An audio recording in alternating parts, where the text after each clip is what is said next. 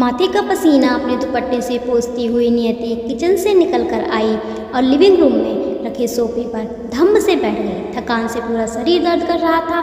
उसका सितंबर का महीना था और पितृपक्ष चल रहे थे। आज उसके ससुर जी का श्राद्ध था। बस थोड़ी देर पहले ही पंडित जी और कुछ रिश्तेदार भोजन ग्रहण कर घर से गए थे। सबने उसके हाथ के बनाए भोजन की खूब तारीफ की थी। खासकर उसकी बनाई हुई खीर सबको खूब पसंद आई थी। सभी मेहमान तृप्त होकर गए थे। इस बात की संतुष्टि साफ झलक रही थी नियति के चेहरे पर। कहते हैं यदि पितृपक्ष में भोजन करने वाले लोग तृप्त हो जाएं तो समझ लीजिए आपके पितृ भी तृप्त हो गए। चलो जरा खीर चखी जाए, मैं भी तो देखूं कैसी बनी है खीर। जो सब इतनी तारीफ कर रहे थे बुदबुदाते हुए नियति एक कटोरी में थोड़ी सी खीर लिए वापस लिविंग रूम में आ गई। ड्राई फ्रूट से भरी हुई खीर वाकई बहुत स्वादिष्ट बनी थी। वैसे नियति को मीठा ज़्यादा पसंद नहीं था।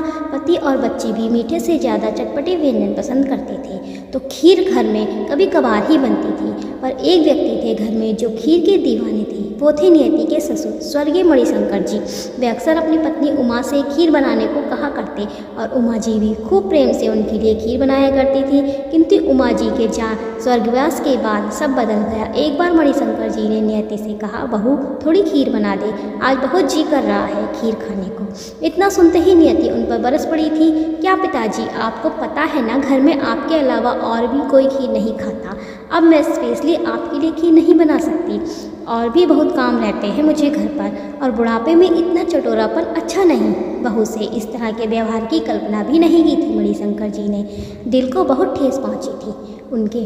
उस दिन वे अपनी स्वर्गवासी पत्नी को याद कर खूब रोए। बस उस दिन से उन्होंने नियति से कुछ भी कहना बंद कर दिया। कभी कभी बहुत इच्छा होती उन्हें खीर खाने की, पर बहू के डर से उन्होंने अपनी इस इच्छा को भी दबा दिया। कुछ दिन बाद मणिशंकर जी भी संसार को छोड़कर चले गए, परंतु खीर खाने की इच्छा उनके मन में ही रह गई। कहते हैं श्राद्ध में पितरों का मनपसंद भोजन यदि पंडितों को खिला दो तो पितृदेव प्रसन्न हो जाते हैं। इसलिए तो आज नियति ने खीर बनाई थी। चलो आज बाबूजी की आत्मा भी तृप्त हो जाएगी। उनकी मनपसंद खीर जो बनाई है। आज नियति मुस्कुराते हुए बुदबुदाई और बची हुई खीर खाने लगी। तभी उसके कानों में एक आवाज़ सुनाई दी, बहुत थोड़ी खीर खिला दे, आज बहुत जी कर रहा है खीर खाने का। एक बार, दो बार, कई बार ये आवाज़ नियति के कानों में गूंजने लगी। ये उसके ससुर जी की आवाज़ थी। नियति थर-थर काँपने लगी। उसने सुना था कि पितृपक्ष में पितृ धरती पर विचरण करते हैं।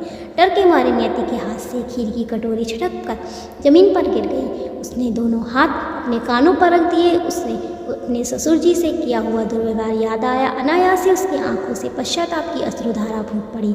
अब कमरे में एक अजीब सी शांति थी। सब कुछ एकदम शांत अशांत था। तो बस नियति का मन, वो अब ये जान गई थी कि जो तृप्ति आप एक मनुष्य को उसके जीते जी दे सकते हैं, वो तृप्ति आप उसके मरणोपरांत हजारों दान पुण्य या पूजा पाठ से कभी नहीं दे सकते।